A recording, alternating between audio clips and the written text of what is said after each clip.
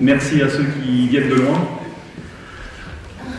Donc notre thème de la journée, c'était, comme je vous l'ai dit ce matin, le thème de la destruction de l'économie en France. Mais la destruction de l'économie, ce n'est pas une affaire de patron. Ce n'est pas une affaire d'artisans commerçants. C'est l'affaire de tout le monde. Parce que les syndicats ont eu cette mauvaise idée de monter la classe ouvrière contre le patronat. Or, il n'y a pas un patronat. Il y a des patronats. Et les petits artisans dont j'ai fait partie, artisans commerçants, on est beaucoup plus proche du monde ouvrier que des gros patrons qui ont été les financiers du fascisme. Et il faut savoir qu'en France, aujourd'hui, on perd 50, 60 000 entreprises, petites PME, PMI par an, mais qu'en moyenne, chaque année, lorsqu'on détruit une entreprise, ça emmène 10 salariés par entreprise vers la procédure collective. Et aujourd'hui, le boulot, il n'y en a plus, donc ces gens-là, ils tombent dans la précarité. Donc je voudrais que les gens qui regardent cette vidéo comprennent qu'on se bagarre. Hein, j'ai dit qu'on ne laisserait jamais tomber ce matin. On ne laissera jamais tomber cet État pourri. On lui fera la guerre jusqu'au bout. On lui pourrira la vie jusqu'au bout, quoi qu'il en coûte. Hein, pour reprendre une célèbre citation de notre président de la République. Mais pour les gens qui sont tombés dans la précarité et pour les enfants qui vont la connaître, la précarité. Et ça, on ne baissera jamais les bras. Jamais. Donc, soyez conscients qu'on se bagarre, non pas pour des intérêts du patronat ou de l'artisanat ou du commerce, on se bagarre pour la perte des savoirs de ce pays, parce qu'on parle de disparition d'entreprises, mais encore beaucoup plus important, la perte des savoir-faire. On avait des savoir-faire qu'on a mis des siècles à acquérir, et là on est en train de tout rayer d'un trait de plume. Donc nous on se bat pour que les personnes aient une vie décente, que des parents puissent éduquer leurs enfants, que ces gens puissent avoir un rôle dans la société. On se bat pour ça. Hein, même si on va parler un peu technique concernant les entreprises cet après-midi, que les gens qui nous regardent sachent on n'est pas en train de se bagarrer pour seulement l'intérêt des entrepreneurs, mais de l'intérêt de tous les gens qui composent la société. Voilà, c'était mon petit mot. Alors voilà, les gens qui pourront s'exprimer cet après-midi, vous viendrez à la tribune, et puis nous livrez ce que vous avez sur le cœur. Vous êtes là pour ça. Merci. Je vais rajouter un tout petit mot pour que vous compreniez bien. Quand il est en train de dire qu'on est en train de perdre un savoir-faire, c'est pour ça que vous êtes là. Parce que le savoir-faire, il est à faire savoir. Et c'est vous qui allez le faire savoir. Merci.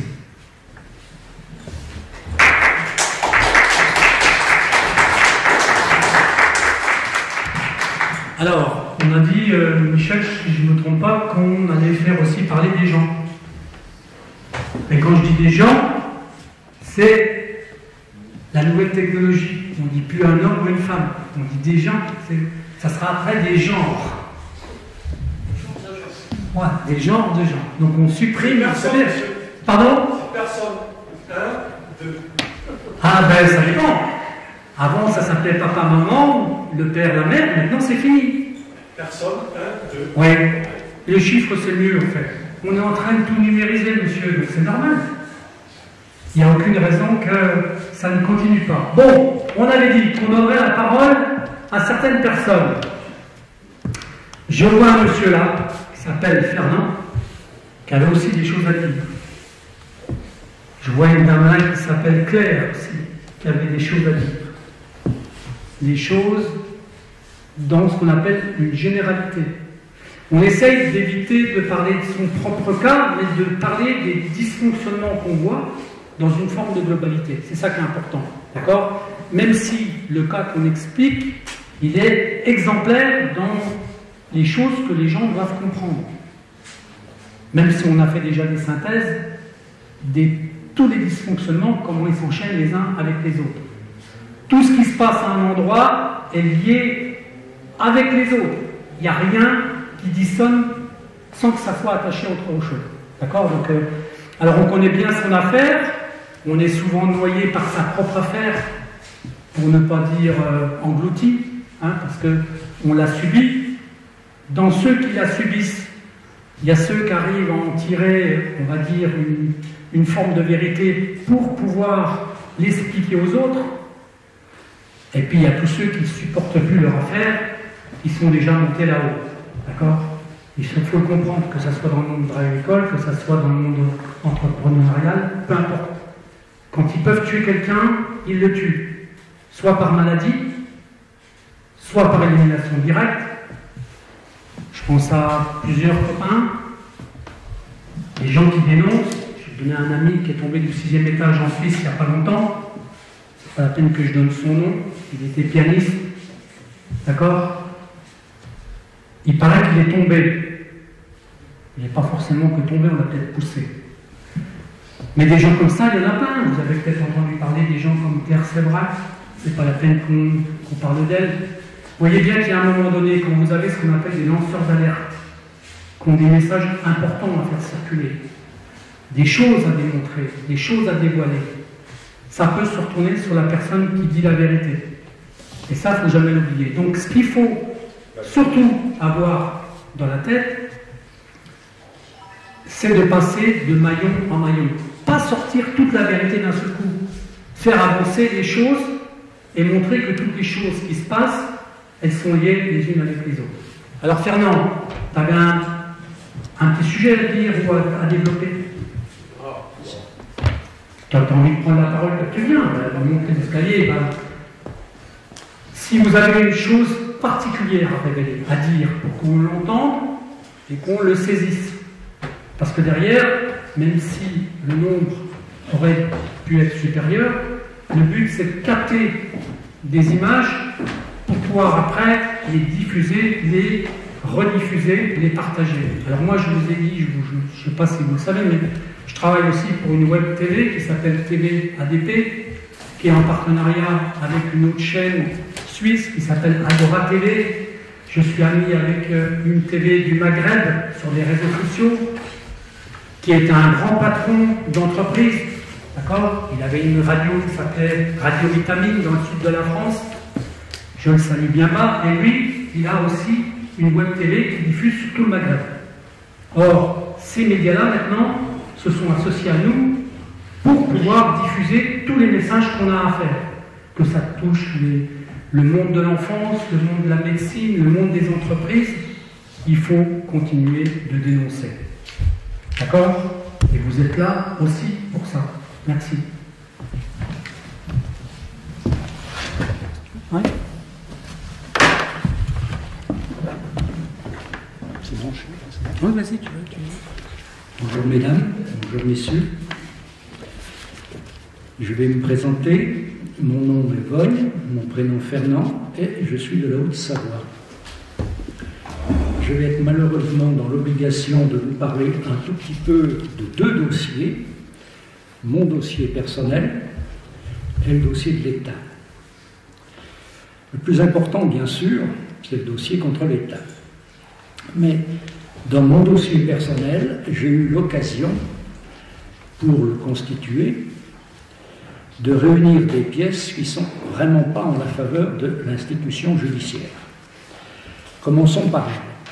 Ce qu'il faut savoir, c'est que l'institution judiciaire commerciale a été supprimée, je dis bien supprimée, par mégarde, le 17 décembre 1991, par la loi 91-1258. C'est-à-dire que le 17 décembre 1991, nous n'avions plus d'institution judiciaire commerciale. Ceci est tellement vrai qu'ils s'en sont aperçus et ont dû, le législateur bien sûr, réinstaurer cette institution judiciaire, ce qu'ils ont fait par la loi 2001-420 du 15 mai 2001, et cette loi s'avère invalide. Pourquoi ? parce qu'ils ont restauré l'institution judiciaire à effet rétroactif. Or, l'article 2 du Code civil interdit toute loi rétroactive, ce qui est bien sûr confirmé par l'institution européenne. Donc, en plus de ceci, ils ont commis une autre erreur, je parle du législateur, bien sûr, ils ont commis une autre erreur en validant tous les jugements qui ont été rendus par l'institution judiciaire commerciale depuis le 17 décembre 91. Alors en fait, qu'est-ce que cela veut dire? Cela veut dire tout simplement que tout ce qui est rattaché à l'institution judiciaire légale, judiciaire commerciale, et on verra que ça va gangréner l'institution judiciaire totale. Tout ce qui est rattaché à l'institution judiciaire commerciale n'a plus aucune valeur. C'est-à-dire que depuis le 17 décembre 91, les greffes du tribunal de commerce sont supprimées. Les écritures faites n'ont aucune valeur. Celui qui a vendu son entreprise le 18 décembre 91, la vente n'est pas légale. Il en est toujours propriétaire. Comme celui qui a acquis un bien depuis le 17 décembre 91, ceci, il n'en est pas propriétaire. Vous voyez jusqu'où ça mène. Il y a bien entendu également les textes du droit pénal qui s'appliquent. Pourquoi je dis ceci? Parce que le droit pénal dit tout simplement, dans son article 432, que toute personne qui fait opposition à l'application de la loi est passible de 5 ans de prison quand ce n'est pas suivi des faits, c'est porté à 10 ans quand c'est suivi des faits. Or, je présume que dans cette salle, il y a quand même des gens dont la mise en redressement et en liquidation judiciaire a été consommée. Ce qui veut dire que ça a été suivi des faits. Ce qui revient à dire que les greffes des tribunaux, mais les procureurs qui ont requis devant les tribunaux de commerce, les magistrats, c'est-à-dire les juges consulaires, ensuite nous avons les administrateurs et les liquidateurs judiciaires. Toutes ces personnes n'ont plus aucun titre légal. C'est une usurpation fonction. Il faut le savoir. De plus, bien entendu, toutes les décisions qui ont été portées en cour d'appel, les magistrats de cour d'appel devaient dire que le droit n'avait pas été respecté. Ils ne l'ont pas fait. Ils deviennent complices de droit, de fait. Tout comme les magistrats de cour de cassation. Alors, ceci a amené énormément d'abus. Toutes les banques, par exemple, qui ont utilisé les garanties qu'ils avaient sur les personnes mises en difficulté et qui se sont servis du jugement d'origine, c'est-à-dire du jugement de tribunaux de commerce, ces jugements sont non valables, les biens ont été saisis, vendus, en toute illégalité. En toute illégalité. Les poursuites qu'ils continuent à faire sur les cautions sont illégales et non recevables. La vente des biens n'a aucune valeur, ce qui veut dire tout simplement que si ce dossier est connu du grand public, c'est une des raisons pour laquelle je suis venu ici, on va tout simplement dire au grand public la vérité, c'est-à-dire ce que Victor Hugo déclarait. Victor Hugo a dit à l'époque, vous avez la force, nous on a le droit. Quand vous allez expliquer à la personne qui était victime de cette situation, comme quoi il est toujours propriétaire de sa villa, comme quoi son épouse qui l'a malheureusement abandonné avec les enfants, qu'il est toujours propriétaire de la villa et qu'il peut aller dire à son épouse, chérie, j'étais pas celui que tu as dit, je suis toujours propriétaire de la villa, il y a grande chance qu'il y en a certains qui vont mettre 2 cartouches dans le fusil et qui vont aller tenter de récupérer la villa. Ceux qui ont acquis la villa vont, eux, prétendre qu'ils l'ont acquis de bonne foi. Vous voyez un tout petit peu où ça va nous mener. Il faut savoir aussi que dans le droit social, les salariés qui ont été licenciés par les administrateurs qui tenaient leur pouvoir dans un tribunal illégal, ce licenciement est sans valeur. Ils ont donc droit à 1 année, puisqu'à l'époque c'était 1 année, d'indemnité pour licenciement abusif. Et les syndicats, dans ce cas-là, n'ont pas besoin de pouvoir pour rester en justice. Ils n'ont pas besoin de voir les salariés pour signer un pouvoir en disant « faites le recours pour mon compte ». Ils peuvent le faire directement. Voyez un tout petit peu ce que cela peut faire si c'est rendu public. Les syndicats, sans donner les noms, il y en a certains qui ne vont pas se laisser faire. Je ne sais pas ce que vous en pensez. Bien. Donc, voilà un tout petit peu la situation. D'autre part, si on parle de l'article 6 de la Cour européenne, l'article 6, c'est l'impartialité. L'impartialité, les magistrats doivent être impartials. Or, ils ne le sont pas, puisqu'ils ont, en tant que procureurs, requis devant les tribunaux de commerce. Pour les magistrats de cour d'appel, il se devait de faire appel, tout comme les procureurs qui devaient faire appel des décisions rendues par ces tribunaux qui n'étaient pas compétents. Or, ils ne l'ont pas fait. Ils sont complices de fait. Ils perdent donc l'impartialité chère à la Cour européenne, qui fait que tout dossier, après ces interventions, ont perdu la validité de leur contenant. Vous voyez un petit peu ce que cela peut faire. La personne qui demain se trouve devant un tribunal et qui demande que l'on respecte ce droit, il va dire au procureur, vous avez été procureur il y a 15 ans à tel endroit, vous avez requis devant le tribunal de commerce, vous n'avez plus l'article 432-17, vous n'êtes plus en mesure d'exercer. Donc, dans ces conditions, nous n'avons plus de jurisprudence, nous n'avons plus de justice. Pas plus d'ailleurs que les procureurs généraux auxquels sont rattachés les administrateurs et les liquidateurs. Quand je vous ai dit tout à l'heure que je serais obligé de vous parler de mon dossier personnel, j'ai connu, vous m'en excuserez de vous le rappeler, j'ai connu la prison. On est venu me chercher, on m'a pris dans la rue, on m'a amené 5 mois en tôle, on m'accusait d'avoir volé 600 francs. C'était en 1980. J'ai été reconnu officiellement innocent, j'ai un jugement de relax dépourvu de toute ambiguïté et j'ai touché 100 000 francs de dommages-intérêts pour incarcération abusive. Le jour de ma libération, mon beau-père qui avait recueilli ma femme et mon fils s'est fait renverser par un engin de déneigement, il est mort le lendemain matin. Vous voyez un petit peu la situation qui était la nôtre au moment des fêtes. Quand je me suis retrouvé à faire valoir ceci, je peux dire que les autorités politiques ont été assez sympathiques. On m'a aidé à recréer une entreprise.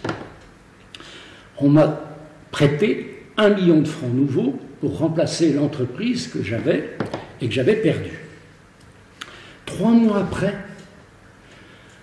l'administrateur judiciaire a demandé la mise en redressement et en liquidation judiciaire de ma nouvelle entreprise parce que celle que j'avais quand j'étais en tôle qui a fermé, il y avait en époque, c'était avant la loi de 85 pour être précis, et une personne qui avait connu des difficultés ne pouvait plus réexercer dans les 5 ans qui suivent.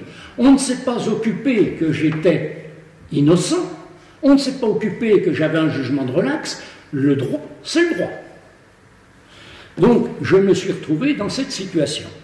Et on ne s'est pas gêné, non seulement pour faire cette action, on m'a mis 5 fois en redressement judiciaire, 3 fois en faillite.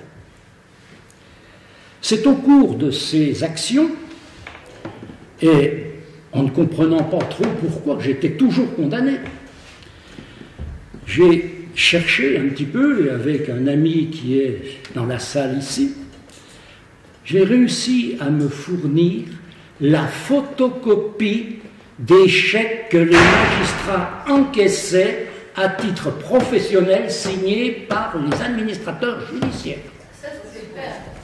Je les ai. J'ai déposé plainte en 97, plainte pénale. Eh bien, moi personnellement, on est venu me chercher 48 heures après, j'étais en tôle. On a mis exactement 17 ans pour instruire cette affaire. Quand je suis allé devant la Cour de justice de la Cour européenne, non, ça se passe très bien, c'était tout à fait normal. 17 ans, c'était tout à fait normal. J'ai donc été blackboulé. Alors, je ne vous en dirai pas plus. Si vous voulez en savoir plus, mon nom, vous le savez. Vous pouvez lire, et je pense qu'on aura l'occasion de développer tout ça. Ce n'est pas la peine de vous noyer sous tout. Ce qu'il faut savoir, c'est que dans les personnes qui ont perçu des chèques, il y avait notamment des magistrats qui sont en cours de cassation. Le mari est au Conseil constitutionnel, présidé par M. Debré. Sans dire, il a certainement pas lu le courrier que j'ai adressé. Venant d'un petit, ça n'a pas d'importance.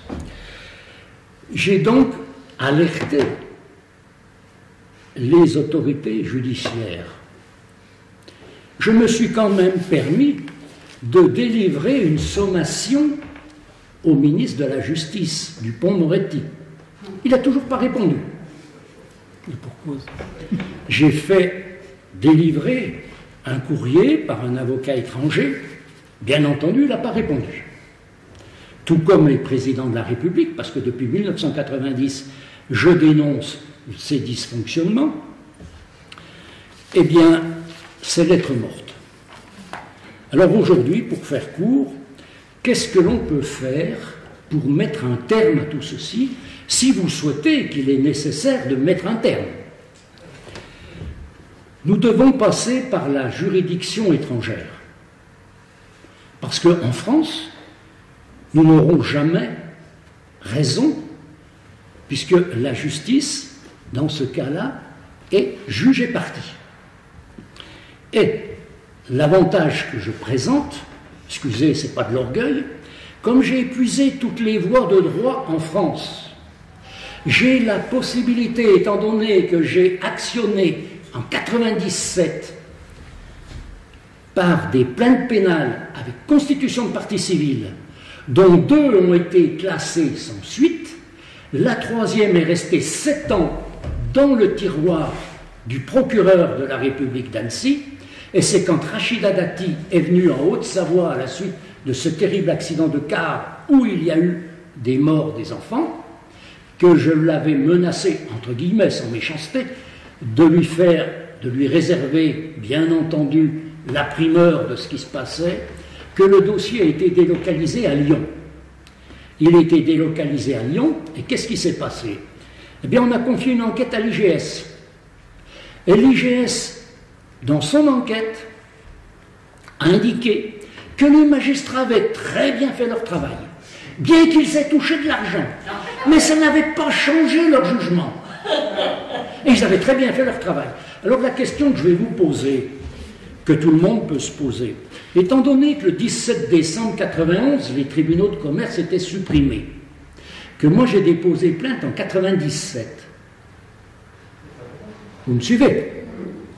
Les magistrats que je dénonçais et dont laquelle j'ai encore la photocopie des chèques, qui siégeaient dans des tribunaux qui n'existaient plus, est-ce qu'ils travaillaient bien? C'est la question qu'il faut que je vous pose. Est-ce que c'était très bien? Parce que quand on est à l'IGS et qu'on est capable de travestir la vérité dans ce domaine-là, ça devient grave. Parce qu'à partir de ce moment-là, toute personne qui a les moyens peut acheter son juge. Si vous savez que vous pouvez... Alors, dans le dossier que j'ai constitué, et je parlerai un petit peu après des dossiers qui m'ont été amenés, notamment celui d'un ami qui est dans la salle.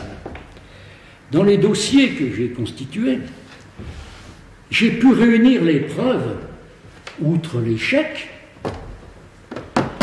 que des administrateurs faisaient partir des fonds qu'ils avaient reçus dans les pays étrangers via 2 banques, une de Genève et une de, je crois que c'est pas en Belgique, au Luxembourg. Quand on porte de telles accusations, il faut les vérifier, vous êtes bien d'accord, sinon c'est des poursuites pour dénonciation calomnieuse. J'ai donc averti la direction des impôts d'Annecy et de Grenoble. Ils sont venus, ils ont pris connaissance des dossiers, ils ont enquêté. Et j'ai pu revoir le directeur des impôts qui a fait cette enquête de la police des impôts, qui m'a dit: Vogne, avec ce qu'on a trouvé, on a rempli une valise. Moi j'ai dit: c'est bien. Mais il me dit: mais voilà, on a un petit problème. On nous a refusé les perquisitions. On refuse, c'est-à-dire qu'on a condamné certains, à juste titre peut-être, on n'est pas là pour juger leurs affaires, on a condamné des personnes qui ont des comptes à l'étranger, mais nous aurions, je pense que vous aussi, vous aimeriez savoir où est parti l'argent que ces magistrats, que ces administrateurs judiciaires prélevaient, gagnaient illégalement, et qu'ils envoyaient, et pour qui ils les envoyaient. On ne sait pas. Dans les dossiers que l'on m'a transmis et autres, on s'aperçoit par exemple que vous avez un juge qui était président du tribunal du commerce à Annecy, qui a été président du tribunal de commerce à Annecy, et dont son épouse était avocate. Eh bien, ce juge s'est fait offrir des voyages au Maroc pour aller suivre des chantiers qui étaient réalisés à l'époque quand on a construit le palais du roi du Maroc. Il est allé surveiller les travaux, hein, c'était important. Et son épouse, qui était avocate, on s'est aperçu, en prenant les dossiers, qu'elle était aussi l'avocate de la partie adverse. Mais le juge ne s'en est pas offusqué, il n'a pas dénoncé cette irrégularité. Dans ce même dossier, Laurent est là, il peut le confirmer, on a trouvé photocopie des chèques que l'administrateur judiciaire indemnisait l'avocat qui avait envoyé l'affaire en redressement judiciaire. Donc voilà un tout petit peu de quelle justice on bénéficie. Alors, les possibilités qui nous sont offertes sont donc de saisir la Cour de justice européenne. La Cour de justice, pas la Cour européenne. Moi, je l'ai saisie 3 fois. J'ai saisi également, donc j'ai été blackboulé les 3 fois. 17 ans pour un jugement de tribunal, c'est tout à fait normal. Et concernant l'ONU, j'ai saisi les droits de l'homme à l'ONU. La chère présidente, qui n'a pas renouvelé, je crois, son ceci, je l'ai eu au téléphone, elle m'a dit: vous savez, monsieur Vogne, vous n'avez vraiment pas de chance. Parce que ce que vous me dites, vous avez raison. Mais je ne vais pas instruire le dossier pour aller contre mes anciens collègues. Voilà ce que j'ai entendu au téléphone. Quand j'ai voulu saisir et porter l'affaire devant les tribunaux américains, j'ai donc eu au téléphone le vice-procureur de Miami, qui m'a, lui, confirmé qu'il était prêt à faire une action contre la justice française, contre l'État français, pour autant que ce soit sollicité par un ressortissant de nationalité américaine qui se trouve spolié. Et l'un des plus gros cabinets américains que j'avais saisi à l'époque pour me représenter m'a dit: Vogne, avec le dossier que vous m'envoyez, je ne vais pas pouvoir vous aider parce que je représente les intérêts de la France dans d'autres dossiers, Mais je peux vous garantir que c'est le plus gros dossier que la France connaît depuis le canal de Panama. Le dossier dont je vous parle a été évalué en recours possible à 6 000 milliards d'euros. Alors, les questions qu'il faut se poser sont les suivantes. Les personnes qui aujourd'hui sont dans la rue pour réclamer à juste droit, on n'est pas là pour faire une augmentation pour leur salaire, ce n'est pas notre problème aujourd'hui. Mais nous, si nous descendons dans la rue, c'est pour réclamer ce qu'on nous a volé. Ce qui n'est pas du tout pareil. Alors, question, est-ce que vous êtes prêts à soutenir des actions qui seront confiées aux personnes et autres? Premièrement, d'informer les citoyens en disant « mais attendez, vous êtes encore propriétaire de vos biens » parce que les juges n'ont pas cette compétence, n'avaient pas cette compétence. Ils ont fait une usurpation de pouvoir.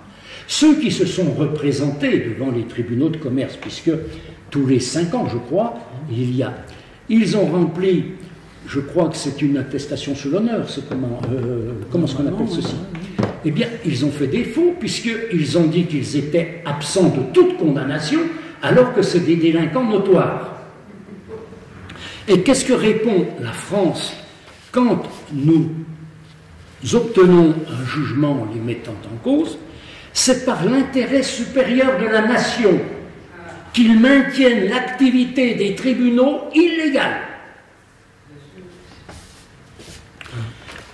Alors, je ne vais peut-être pas vous mobiliser plus longtemps, mais je pourrais également vous parler de ce qui a été défendu auprès du législateur par Madame Lebranchu, qui a été ministre de la Justice, et qui a annoncé que bien que la loi était refaite maintenant, les contentieux allaient arriver.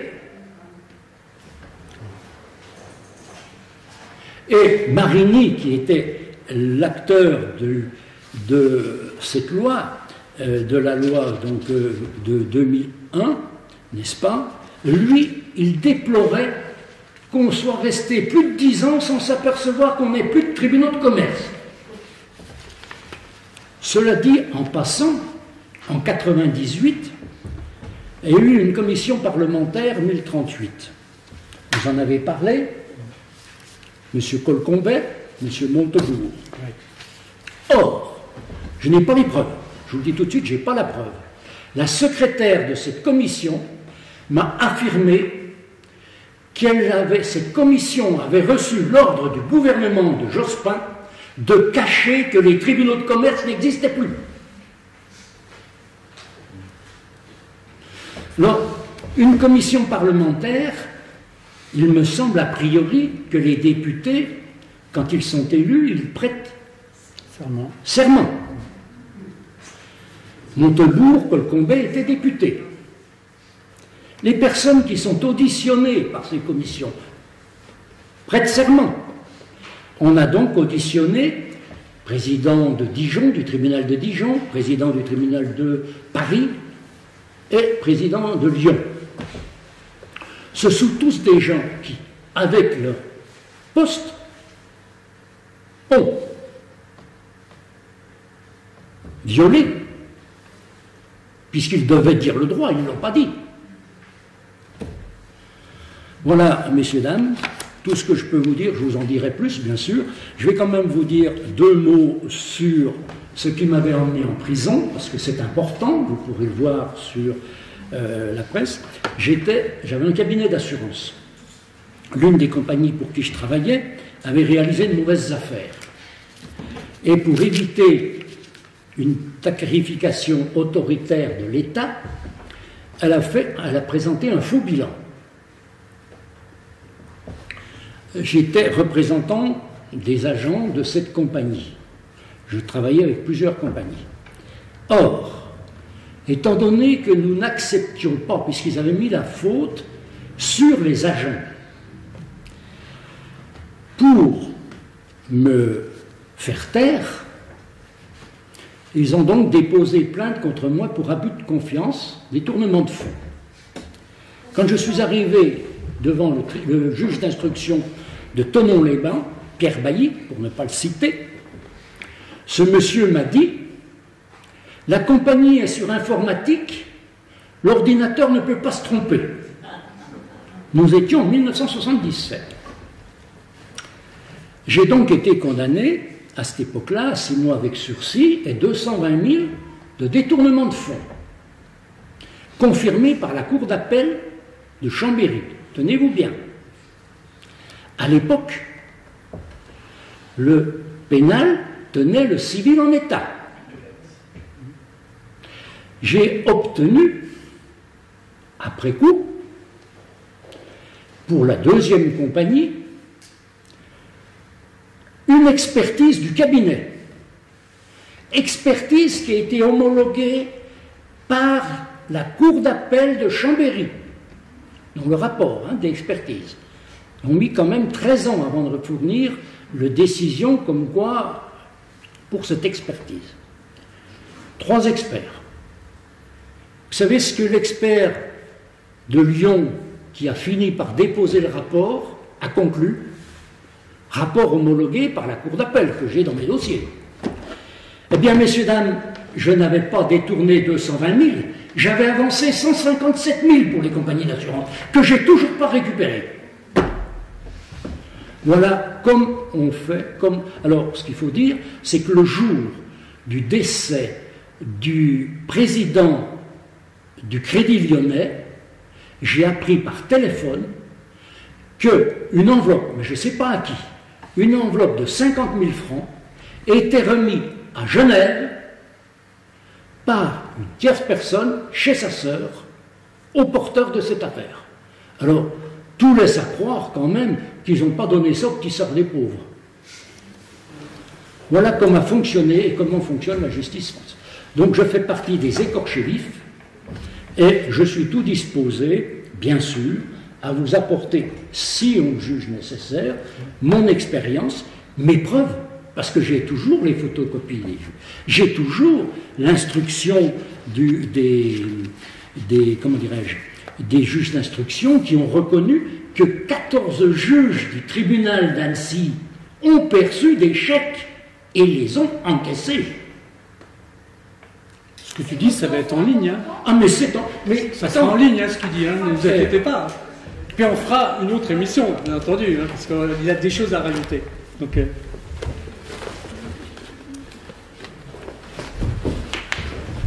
permettez une seconde, je vais vous montrer une pièce.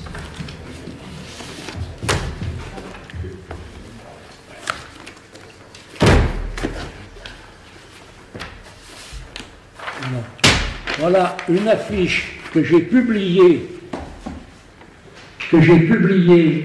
bien entendu, à Annecy, dans lequel je mets « Je peux prouver que certains magistrats du tribunal d'Annecy reçoivent des chèques et de somptueux cadeaux d'un administrateur judiciaire. En contrepartie, administrateurs ou certains liquidateurs judiciaires peuvent impunément commettre nombre de délits et d'exactions. Certains dirigeants de sociétés peuvent en toute impunité présenter de faux bilans, voler, se soustraire de leurs obligations juridiques, faire condamner et emprisonner des innocents. Notre ami a été emprisonné, on lui a saisi ses commerces, n'est-ce pas Laurent? Et on l'a mis en tôle, on a vendu ses stocks de meubles, puisqu'il était ceci, à des non-professionnels pour une poignée de emprisonner et faire dépouiller de leurs biens, mettre la vie des tiers en danger. Des magistrats exerçant ou ayant exercé au tribunal de 74 Thonon-les-Bains, 39 Lons-le-Saunier, 73 cours d'appel de Chambéry, 74 Annecy, sont pervers, incompétents, non respectueux des règles de procédure et du droit, revanchards, incarcérant des innocents. Ils censurent les décisions de réparation prises par le gouvernement en totale violation de l'article 3 de la Déclaration européenne des droits de l'homme. J'accuse messieurs les procureurs de la République et messieurs les procureurs généraux qui couvrent ces actes. Messieurs les préfets de la Haute-Savoie, messieurs les sénateurs, députés, anciens ministres connaissent parfaitement ces dysfonctionnements. Ils ont eu communication des dossiers, ils s'en accommodent. Depuis le 6 septembre 2002, Monsieur le ministre de la Justice a eu communication du dossier. Photocopies des chèques bancaires ont été présentés à son cabinet. Et j'avais comme maire, à 300 mètres de mon domicile, le président de la Chambre des députés. Il a eu son adjoint, Laurent, a eu en main photocopie des chèques. Ils n'ont pas bougé. Voilà la liste de toutes les personnes à qui j'ai envoyé ces affiches. Alors, permettez-moi quand même de vous dire qu'à partir du moment où vous publiez ces affiches, vous les affichez, à partir du moment où j'ai malheureusement participé, je dis, à 17 émissions de télévision, dans lesquelles on a relaté l'histoire de l'incarcération, etc.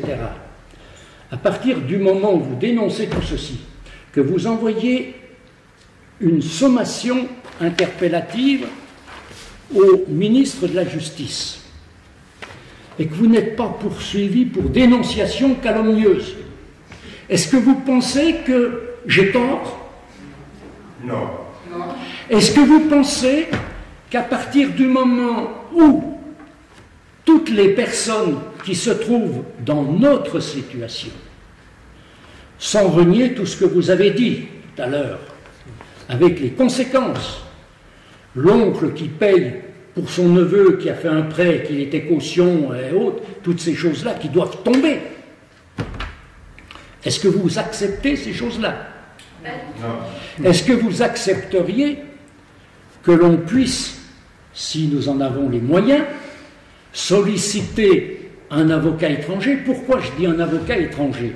Tout simplement parce que les avocats français, quel que soit leur niveau de compétence, étaient tenus par une obligation de moyens.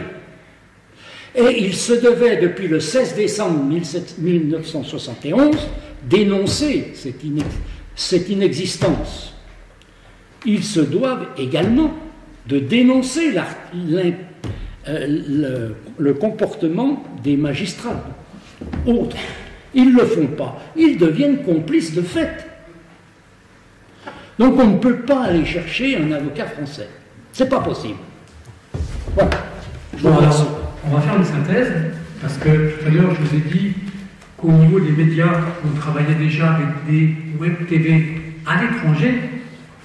Il est bien évident que des gens comme Agora TV en Suisse ont leurs propres avocats, que les TV qui travaillent avec nous au niveau du Maghreb ont leurs propres avocats, qu'on a diffusé aussi en Italie, mais là, la langue elle est plus difficile, autant la Suisse et puis le Maghreb, on aura assez à parler en français. Les Italiens ne parlent pas tous le français. Non. Mais ce qui est important, c'est ce qu'il a dit, c'est de voir la complémentarité de ce qu'on a déjà dit ce matin. On s'aperçoit que c'est encore un maillage, c'est la preuve que tous les dysfonctionnements judiciaires sont dans la même sphère, dans les mêmes mécanismes, et à chaque fois c'est pareil. Donc on aura toujours affaire à des menteurs. Quand on dénonce les menteurs, vous, qui êtes la victime, vous deviendrez automatiquement le coupable. C'est ça, hein, la mécanique. Hein. Et quel que soit le type de juridiction, quand vous ouvrez trop le clapet, pour être poli, on fera tout pour vous le faire fermer. D'accord? Et vous aurez à chaque fois affaire à de plus en plus de mensonges qui vont s'occuper de vous. Donc, continuez de le dénoncer, continuez de faire des vidéos, de faire des émissions, de les partager sur les réseaux. Le beau-père de Fernand Vogne est mort. Ah oui, c'est ça, pardon. D'accord? Une nuit brisée. Donc ça, c'est la presse. D'accord? Il y a des articles de presse. Donc voilà, c'est... Aujourd'hui, ces articles de presse peuvent être utiles, peuvent faire l'objet de montages vidéo, les diffuser pour prouver que ce que vous dites est vrai. Au même titre qu'un jour, quand vous avez un jugement sur lequel vous savez qu'il y a eu une escroquerie à jugement parce qu'il y a des mensonges dedans, vous avez le droit de séquencer ces jugements-là, de faire vos propres montages et après de faire des accusations. Quand vous les mettez en ligne, vous verrez que personne ne va déposer plainte contre vous. Bien au contraire.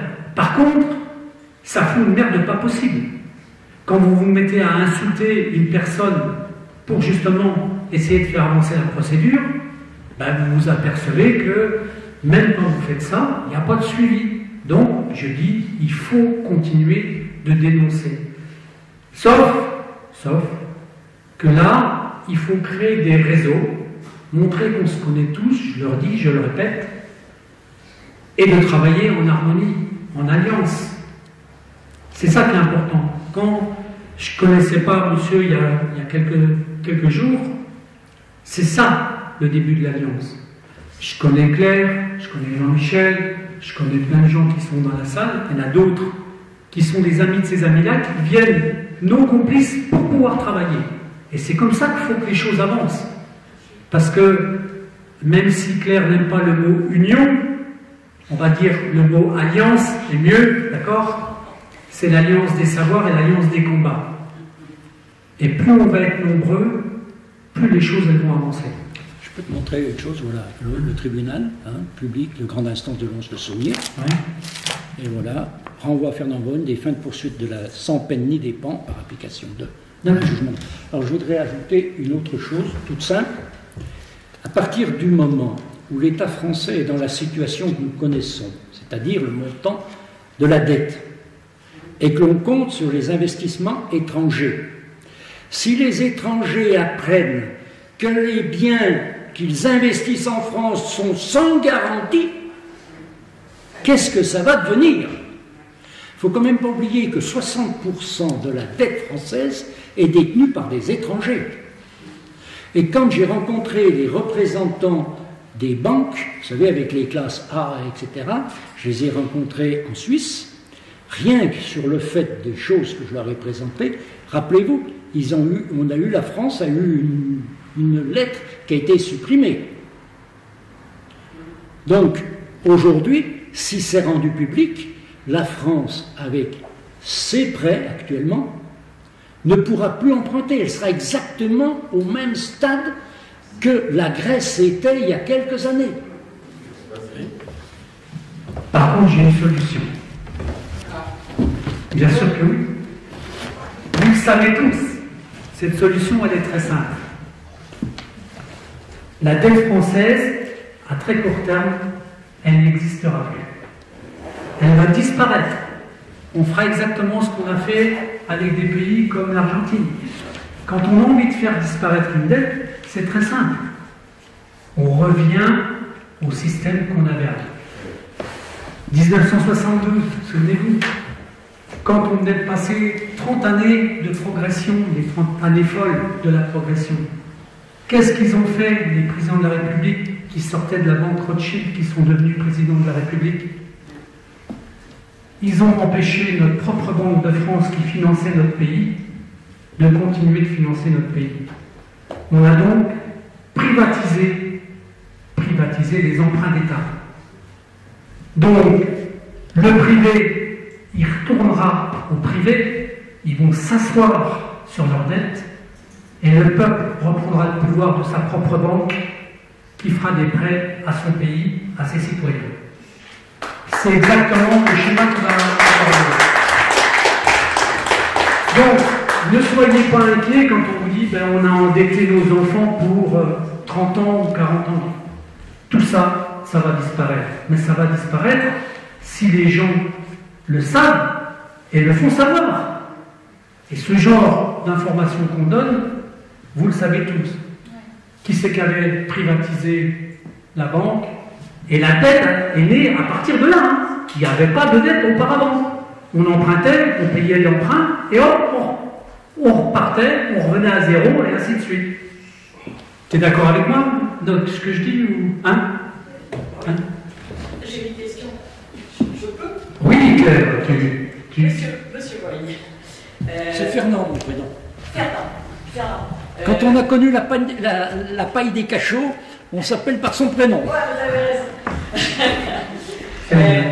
En fait, à propos de cette erreur qui a fait disparaître les tribunaux de commerce, oui. Le Sénat, en 2001 ou 2002, 2001, le 15 mai 2001. En 2002, il a dit, bon, Mais après tout, personne ne s'en est plaint. Tout à fait, tout à fait, tout à fait. Donc, ça, c'est ça qui me travaille. C'est. Et puis, c'est formidable ce que vous expliquez là. C'est génial parce que vous êtes allé au bout du bout. Vous avez même des preuves que les mecs y touchent. Comment se fait-il que personne. J'ai rencontré un député. Mais les députés sont mouillés. J'ai rencontré un député qui s'avérait être très accessible. Et quand j'ai discuté avec lui, on lui a présenté les dossiers, je ne sais pas si tu étais avec nous, Roland. Il nous a dit, tu sais, ton dossier ne sortira jamais parce que les partis politiques ont été arrosés.